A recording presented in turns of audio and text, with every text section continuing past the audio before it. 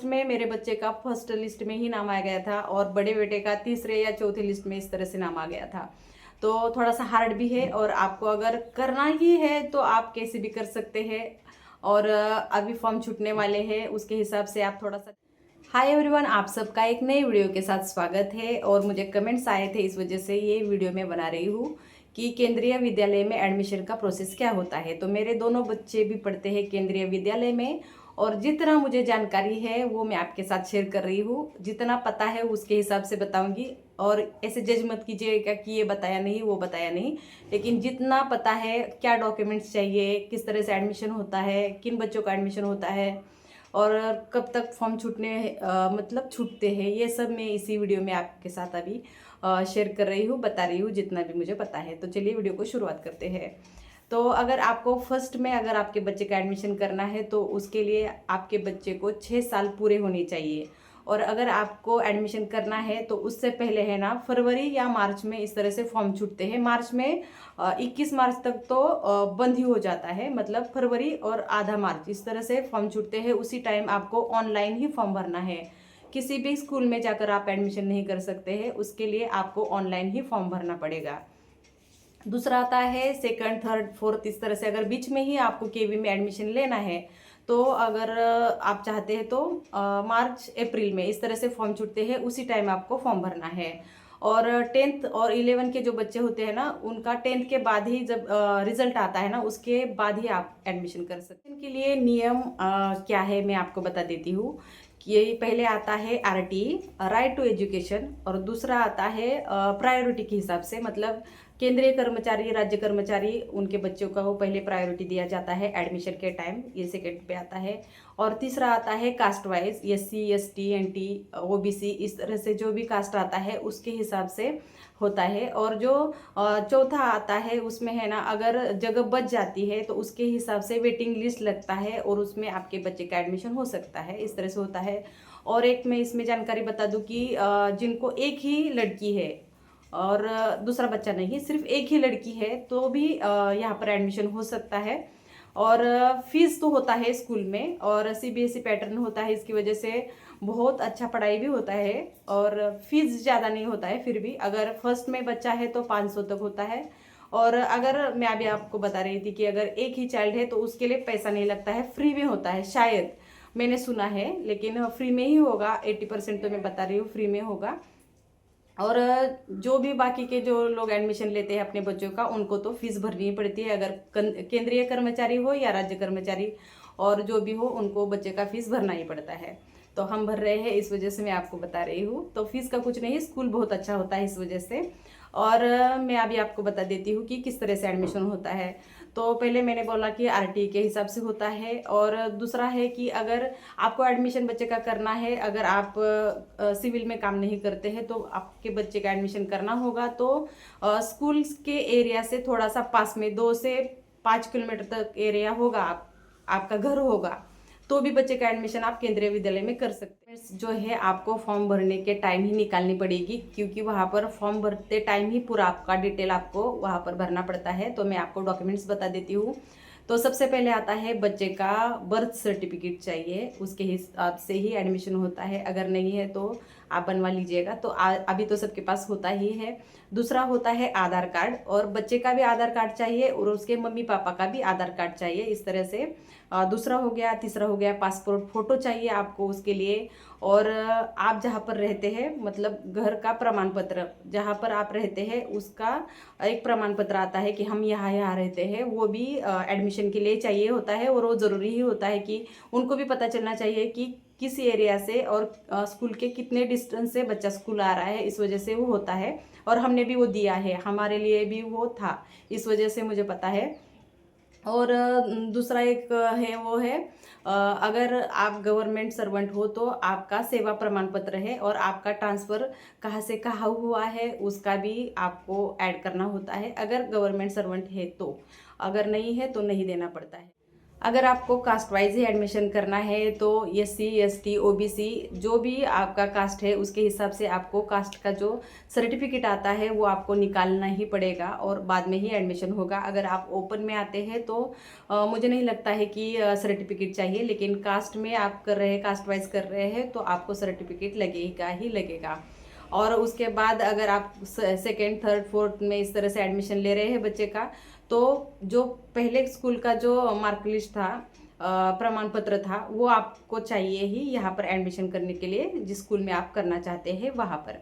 तो ये सारी जानकारी हुई। और मैं आपको बता दूं कि केवी स्कूल बहुत अच्छे होते हैं, क्योंकि कहीं कहीं नहीं होंगे मुझे पता नहीं, लेकिन मेरे बच्चे यहाँ पर पढ़ते हैं पनवेल में। तो यहाँ पर केवी स्कूल है, बहुत अच्छा केवी स्कूल है और 4 साल से बच्चे मेरे यहाँ पर पढ़ रहे हैं। और मेरे बच्चों का तो वैसे भी स्कूल बीच बीच में चेंज हो जाता है 3 साल के बाद, लेकिन यहाँ पर स्कूल अच्छा है। और अभी आपको लगेगा कि अगर हम बीच में ही एडमिशन लेना चाहते हैं तो बीच में एडमिशन होना थोड़ा सा मुश्किल हो जाता है, क्योंकि मेरा बच्चा भी पहले जब फर्स्ट में था, हम उड़ीसा में थे, तो वहाँ पर उसका फर्स्ट में एडमिशन नहीं हो पाया था, क्योंकि एज के अनुसार क्या होता है ना, जब हम फॉर्म भरते हैं ना तो 31 मार्च तक बच्चे को 6 साल पूरे होने चाहिए। और फॉर्म छूटते हैं फरवरी में, तो फरवरी में जब हम भर रहे हैं उसके हिसाब से तभी 6 साल पूरे होने चाहिए। तो मेरा बच्चा 31 मार्च का ही है, इस वजह से है ना, उसका जब फॉर्म भरने के लिए जा रहे थे ना तभी एज कम आ रहा था। अगर आपके बच्चे का 2 दिन भी कम है ना तो वो फॉर्म लेता ही नहीं है, इस वजह से उसका फर्स्ट में एडमिशन नहीं हुआ। अभी 6 साल हुआ है, लेकिन 4 साल मतलब 5-6 साल पहले है ना, केवी में 5 साल पूरे होंगे तो एडमिशन हो जाता था, तब उसको 5 साल पूरे हो नहीं रहे थे, 1 महीना कम पड़ रहा था, इस वजह से उसका एडमिशन नहीं हो पाया। और जब हमारा पोस्टिंग यहाँ पर मुंबई में हुआ तो यहाँ पर भी एडमिशन नहीं हो पाया, पनवेल में भी।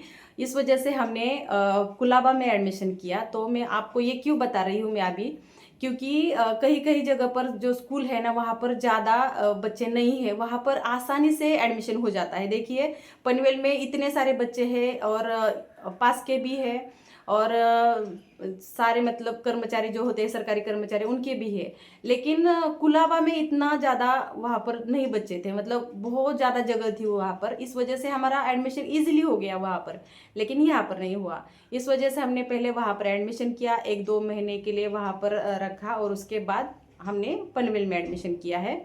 तो इस वजह से मतलब ट्रांसफ़र किया है तो आसानी से वो हो गया, इस वजह से मैं आपको बता रही हूँ। और आपको लगेगा कि हमने तो फॉर्म भर दिया है, लिस्ट लग गया और हमारे बच्चे का नाम ही नहीं आया, लेकिन ऐसा नहीं है।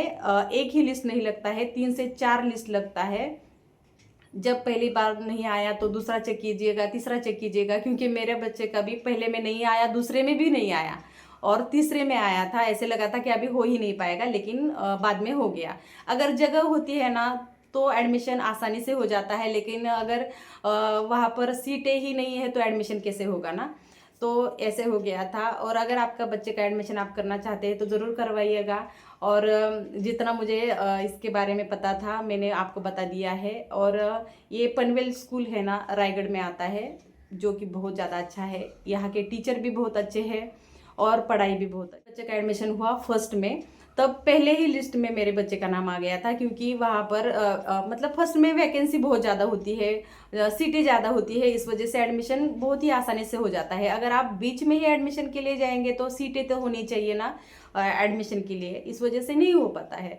लेकिन फर्स्ट में मेरे बच्चे का फर्स्ट लिस्ट में ही नाम आ गया था और बड़े बेटे का तीसरे या चौथे लिस्ट में इस तरह से नाम आ गया था। तो थोड़ा सा हार्ड भी है, और आपको अगर करना ही है तो आप कैसे भी कर सकते हैं।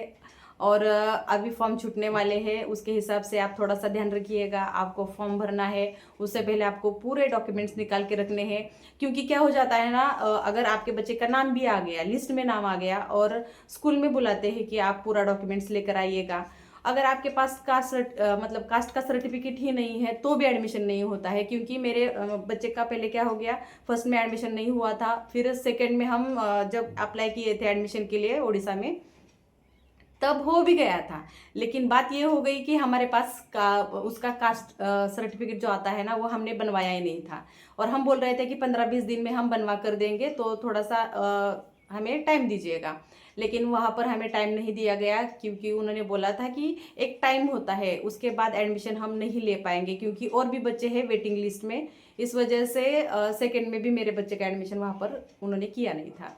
और सीधा फोर्थ में आकर हमने यहाँ पर कुलाबा में बड़े बेटे का किया और फर्स्ट में किया छोटे बेटे का, जो आसानी से हो गया। मैं फिर से बोल रही हूँ, अगर जगह है, सीटें है फर्स्ट में, तो एडमिशन बहुत ही ज़्यादा आसानी से हो जाएगा। लेकिन बीच में अगर आपको एडमिशन करना है तो बहुत ज़्यादा प्रॉब्लम हो जाती है।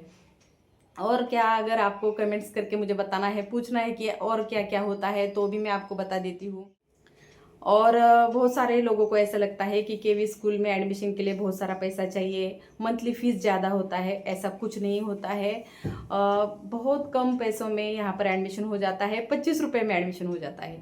लेकिन बाहर अगर आप देखते हैं तो लाखों लाखों भरना पड़ता है तभी एडमिशन होता है। सिर्फ 25 रुपये में एडमिशन हो जाता है। और मंथली जो होता है वो 1,000 तक ही है। उससे ज़्यादा एडमिशन लेने के बाद मंथली चार्जेस आपको सिर्फ भरने, मंथली फीस आपको भरना है सिर्फ 1,000 तक। मतलब वो भी फर्स्ट में बच्चा है तो 500 ही होगा, और कास्ट वाइज होगा तो फिर भी कम आता है। कास्ट वाइज भी होता है यहाँ पर कि किसको कितना फीस है वो होता है। तो हमारे बच्चे ओबीसी में आते हैं तो उनका भी मतलब 500-600 इस तरह से लगता है मंथली। तो मैं कास्ट इस वजह से बता रही हूँ क्योंकि ओपन में होते हैं तो थोड़ा सा और भी ज़्यादा होता है, और ओबीसी होने की वजह से उससे कम थोड़ा सा, और अगर आप कास्ट में हो तो और भी ज़्यादा कम, इस तरह से आता है। तो आप एडमिशन कर सकते हैं, ज़्यादा फीस नहीं है और आराम से आप एडमिशन लीजिएगा। और मैं प्रे करती हूँ कि आपके बच्चे का इस साल एडमिशन केवी में हो ही जाएगा। तो चलिए, अगर आपको कुछ सवाल हो और मेरे से कुछ छूट गया हो तो भी मुझे आप कमेंट करके बता सकते हैं। अगर मेरे से गलती भी हो गई हो तो भी माफ़ कर दीजिएगा, क्योंकि मुझे ऐसा लगा कि आपको मेरे से कुछ मदद होनी चाहिए, इस वजह से मैंने ये वीडियो बनाया है। तो वैसे तो मेरा व्लॉगिंग चैनल है, लेकिन मैं अभी आपको ये सारी बातें बता रही हूँ। और कमेंट्स भी आए थे, इस वजह से मैंने ये वीडियो बनाया है। और फिर से बोल रही हूँ, कोई गलती हो गई होगी तो माफ़ कर दीजिएगा। आज के लिए बस इतना ही, मिलते हैं और एक वीडियो के साथ। तब तक धन्यवाद।